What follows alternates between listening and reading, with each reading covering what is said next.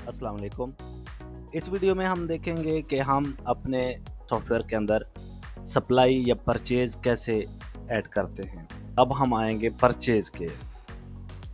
Purchase पे आने के बाद हमारे सामने ये 3 बटन सामने आते हैं। सबसे पहले है लिस्ट परचेज़, दूसरा है ऐड परचेज़ और तीसरा है list purchase return.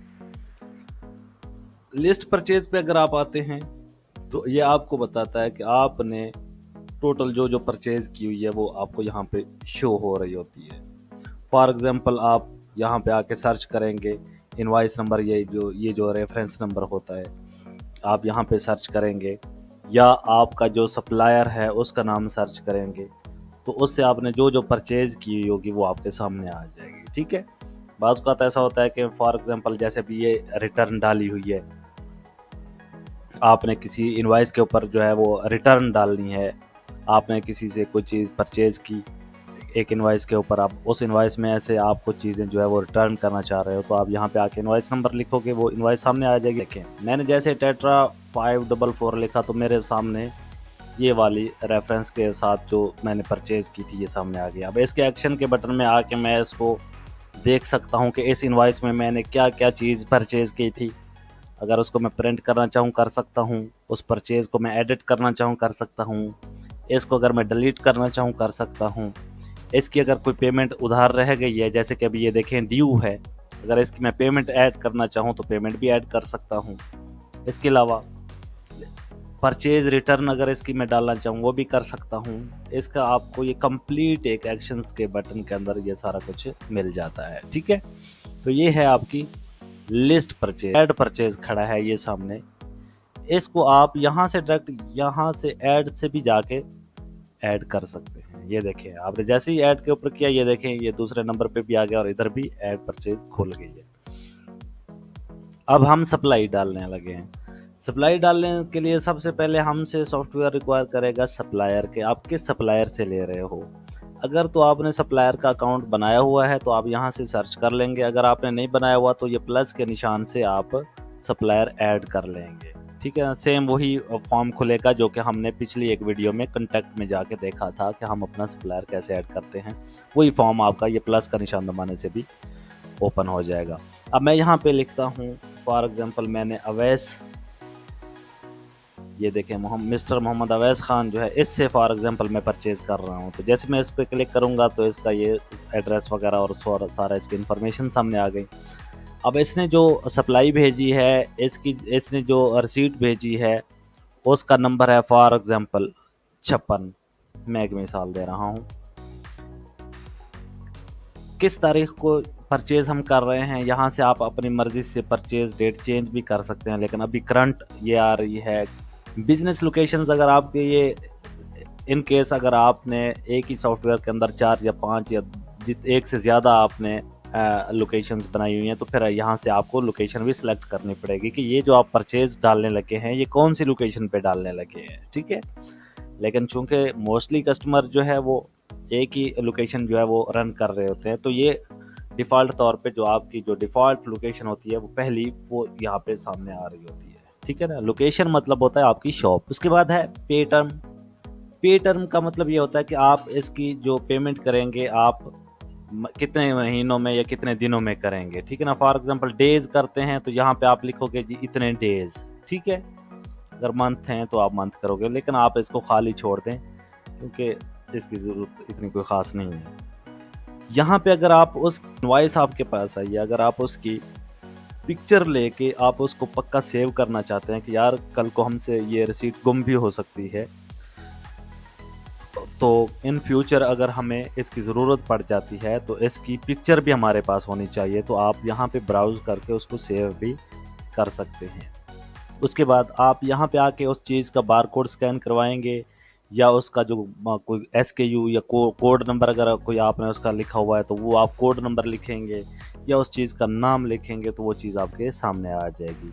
For example मैं जे सोलर लिखता हूँ जो कि हमने ऐड की थी, तो मैंने जैसे जे लिखा तो जे से जो भी आपकी प्रोडक्ट जिनमें जे आ रहा है उन सब की स्ट्रिप आपके सामने आ जाती है। जैसे जे सोलर, शाहीन का जहाँ और एक बुक है, और जामे शीरी में भी JA आ रहा है। देखो, तो जिन जिन चीज़ों में JA आ रहा है उसने वो सारी चीज़ें आपके सामने खोल दी हैं। अब मैं JA सोलर जो मैंने ये वाले 0193 है, ये मैंने जो है ना वो परचेज करनी है। ठीक है, तो ये JA सोलर है, मैं इसको सिलेक्ट करूँगा।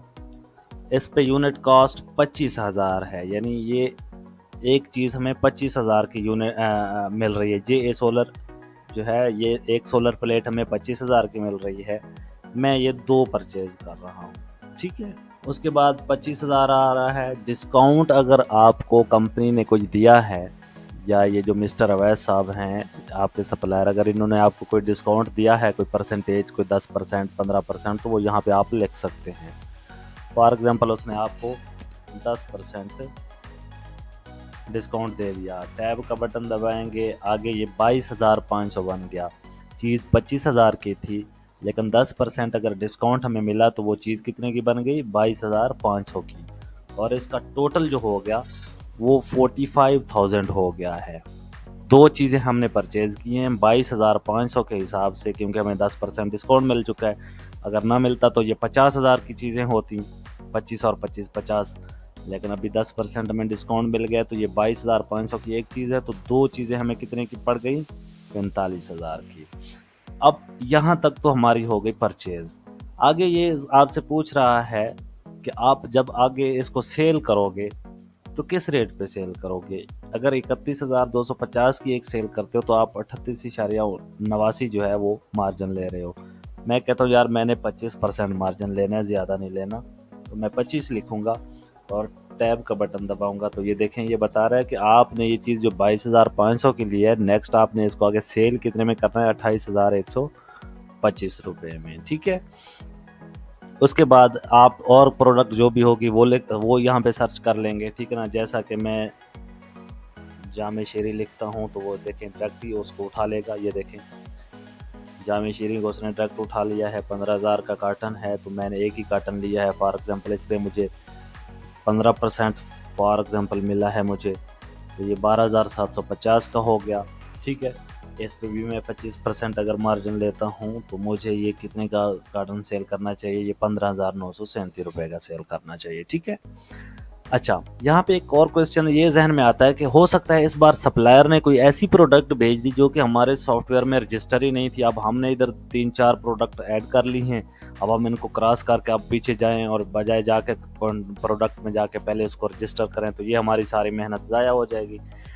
तो इस सॉफ्टवेयर में यहाँ पे आपको ऐड न्यू प्रोडक्ट का भी एक ऑप्शन मिलता है। ठीक है, इसका ये है कि अगर आपके पास कोई इस बार ऐसी प्रोडक्ट आ गई है कि जो न्यू है, जो कि आपके डेटाबेस में पहले ऐड नहीं थी, आप अभी उसको नया ऐड करना चाहते हैं, तो यहाँ पे आप आएंगे न्यू प्रोडक्ट में, सेम वही वाला फॉर्म खुल जाएगा। ठीक है, जैसे ही आप यहाँ पे वो सारा कुछ करने के बाद सेव करेंगे तो वो चीज़ ऑटोमेटिक उठा के यहाँ पे फेंक देगा कि अब बताएं कि ये चीज़ आपने किस किस रेट पे ली है और किस किस रेट पे बेचनी है, और वो साथ आपके उधर डेटाबेस में भी ऑटोमेटिक सेव हो जाएगी। ठीक है, अब क्या है, टोटल आइटम्स जो है वो हमने 3 परचेज की हैं, 2 ये वाली और 1 ये वाली। टोटल आइटम्स हमने 3 परचेज की हैं और उनका 57,750 रुपये बिल बन गया है। ठीक है, अब नीचे अगर हम आते हैं तो इस पूरी इनवॉइस के ऊपर एक तो डिस्काउंट होता है ना आपकी प्रोडक्ट के ऊपर, यानी JA सोलर के ऊपर 10%, जामे शीरी के ऊपर 15%, किसी पे 5%।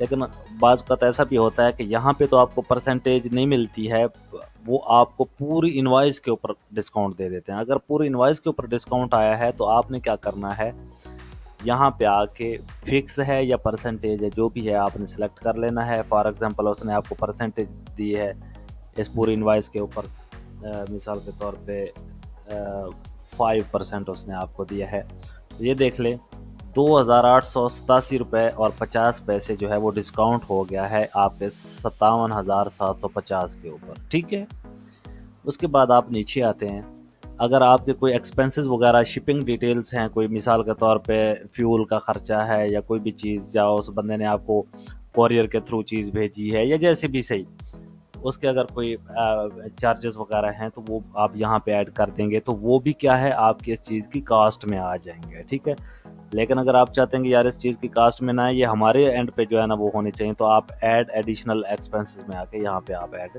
कर सकते हैं। ठीक है, अब 54,862 बिल बन गया है, क्योंकि बना तो था 57,750 लेकिन हमने पूरी इनवाइस के ऊपर भी 5% डिस्काउंट ले लिया, तो वो अब 57,750 की बजाय अब 54,862 हमारा टोटल बिल बन चुका है। अब जैसे ही हम नीचे आते हैं तो यहाँ पे ऐड पेमेंट का हमारे पास ऑप्शन आता है कि अब ये जो 54,862 है, इसमें आप पेमेंट कितनी कर रहे हो। अगर तो आप पेमेंट कर रहे हो तो यहाँ पे आप पेमेंट करोगे, अगर फुल पेमेंट है तो फुल कर दो, जितनी भी आप पेमेंट उसको दे रहे हो वो यहाँ पे लिखेंगे। अगर आप नहीं पेमेंट दे रहे हो तो सिंपली फिर आप इसको सेव करोगे, तो ये सारी उधार आपके ऊपर जो है वो आपके अकाउंट के ऊपर चढ़ जाएगी। ठीक है, यानी आपके ऊपर उधार हो जाएगी, आपकी पेमेंट ड्यू हो जाएगी। ये देखें 54,862 आपको यह पेमेंट ड्यू यहाँ पे शो कर रहा है। लेकिन मैं क्या करता हूँ, मैं इसको 54,000 के बजाय मैं इसको 50,000 दे देता हूँ।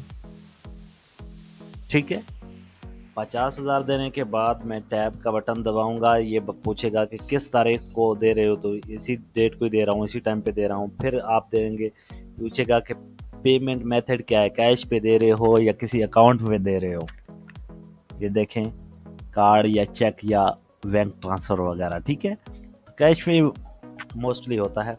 फिर उसके बाद ये कैश डिनोमिनेशन ये हमने ऑफ की हुई है, ये डिनोमिनेशन की इतनी ज़रूरत नहीं होती। डिनोमिनेशन का मतलब ये होता है कि आपने इसमें 5,000 वाले कितने नोट दिए हैं, 1000 वाला नोट कितने दिए हैं, 500 वाले कितने दिए हैं, ये डिनोमिनेशन उस चीज़ को बोलते हैं। ठीक है, और अगर आपने अपने किसी अकाउंट के थ्रू पेमेंट किया है तो पेमेंट अकाउंट आप यहाँ से बता देंगे कि भाई ये मैंने अपने बैंक से की है, या जैज़ कैश से या इजी पैसा से, ये जो 50,000 मैंने किया है। ठीक है, उसके बाद अगर कोई नोट वगैरह भी लिखना चाहें लिख सकते हैं। अब देखें 50,000 मैंने दिया, तो ऊपर वाला जो 4,862 है, ये मेरे ऊपर अभी कर्ज चढ़ गया है उस कंपनी का या उस अवैस का, जो मिस्टर अवैस से जिससे मैं परचेज कर रहा हूँ। जैसे मैं इसको सेव करूंगा तो मेरी परचेज सेव हो जाएगी। देखें, ये मिस्टर मोहम्मद अवैस हैं, रेफरेंस नंबर हमने 56 लिखा था, ये देख लें। इसके ऊपर ये पार्शियल बता रहा है। पार्शियल मतलब ये होता है कि इस इनवॉइस में आपने कुछ पेमेंट दे दी है और कुछ रहती है। इस इनवॉइस में भी कुछ पेमेंट दे दी है, कुछ रहती है, जबकि ये वाली दो जो हैं ये दोनों कंप्लीट ड्यू हैं, यानी इनका हमने 1 रुपया भी नहीं दिया, ना इसका ना इसका। इसमें हमने चीज़ 1260 की ली और वो पूरे का पूरा हमारे ऊपर ड्यू है। ये देखें, 1260 की ली, 1260 ड्यू, 14,400 की ली, 14,400 ही ड्यू। जबकि इधर देखें 54,862 की चीज़ ली, जबकि 4,862 टोटली ड्यू रह गया है। इसमें हमने 2,050 की चीज़ ली, 1,050 हमारे ऊपर इसके ऊपर ड्यू है पेमेंट का। ठीक है, तो ये हमारा इस तरीके से हम अपनी सप्लाइयाँ या परचेज ऐड कर सकते हैं। इसके अलावा परचेज आर्डर भी आप बना सकते हैं, वो हमारे इस सेटिंग में आके होता है। तो जब आप परचेज आर्डर को इनेबल कर देंगे तो लिस्ट परचेज से ऊपर सबसे पहले आपको परचेज आर्डर के नाम से जो है ना वो यहाँ पे एक बटन शो होगा। ठीक है, वो बहुत ही कम केसेस में जो है ना वो कस्टमर की रिक्वायरमेंट होती है, ज़्यादातर कस्टमर्स को उसकी रिक्वायरमेंट नहीं होती है परचेज आर्डर की। तो इसके अलावा अगर आप सेल लिस्ट परचेज रिटर्न, अगर आप परचेज रिटर्न डालना चाहते हैं वो किस तरीके से डालेंगे। अगर आप ये चेक करना चाहते हैं कि यार परचेज रिटर्न्स हमारी टोटल कितनी हो चुकी हैं, तो आप इसके ऊपर आप क्लिक करेंगे तो आपकी टोटल जितनी भी परचेज रिटर्न्स आपने दी हैं कंपनियों को, तो वो यहाँ पे शो हो रही होंगी कि आपने किन किन कंपनी से माल लेके फिर उनको वापस भेजा है। ठीक है, और अगर आप परचेज रिटर्न ऐड करना चाहते हैं वो कैसे करेंगे। आपने लिस्ट परचेज में आना है, फॉर एग्जांपल यहाँ पे आके आपने लिख दिया 56, जो अभी हमने एक चीज़ परचेज की थी। ठीक है, ये देखिए 56 वाली ये सामने आ गई है। ठीक है, मैं इसके एक्शन पे जाके मैं क्या करूँगा, परचेज रिटर्न पे आऊँगा, यहाँ पे क्लिक करूँगा। ये मेरे सामने खुल जाएगा, ये रेफरेंस नंबर पूछेंगे। ठीक है, उसके बाद ये कहेंगे कि भाई इस इनवाइस के अंदर आपने JA सोलर के नाम से आपने 2 पीसेस परचेज किए थे और जामेश्वरी के नाम से 1 परचेज किया था, तो टोटल 3 आपने परचेज किए थे। ठीक है, अब इसमें से जो 2 आपने परचेज किए थे, इसके में से कोई क्वांटिटी आप वापस करना चाहते हैं, या ये जो 1 आपने परचेज किया था इसमें से कोई क्वांटिटी आप, जो भी चीज़ आप, फॉर एग्जांपल मैं कहता हूँ यार मैं JA सोलर में से जो है ना 1 जो है ये इसको वापस करना चाह रहा हूँ। ठीक है, तो मैं एक लिखूँगा तो ये देखें 22,500 रुपये जो है ना, ये मेरे टोटल जो है वो माइनस हो जाएंगे। इसको मैं जैसे ही सेव करूँगा तो ये मेरा परचेज रिटर्न जो है वो ऐड हो गई। अगर अब मैं लिस्ट परचेज रिटर्न में आके चेक करता हूँ तो ये देखें मेरे पास 2 इनवॉइसेज हैं, एक 56 और ये 15, और ये जो है ये इन दोनों में मेरा जो है वो परचेज रिटर्न ऐड हो चुकी है। और लिस्ट परचेज में आके देखूंगा तो इसकी निशानी ये होती है, ये रेड कलर का ये एरो बना हुआ होता है उल्टा सा, ठीक है ना, ये एंटी क्लॉकवाइज होता है। इसका मतलब होता है कि इस इनवॉइस के अंदर आपकी परचेज रिटर्न डली हुई है, जैसे अभी ये है इसके अंदर डली हुई है और इसके अंदर परचेज रिटर्न डली हुई है। ठीक है, उम्मीद है ये वीडियो आपको पसंद आई होगी और आपको समझ भी आई होगी। नेक्स्ट वीडियो में मिलते हैं।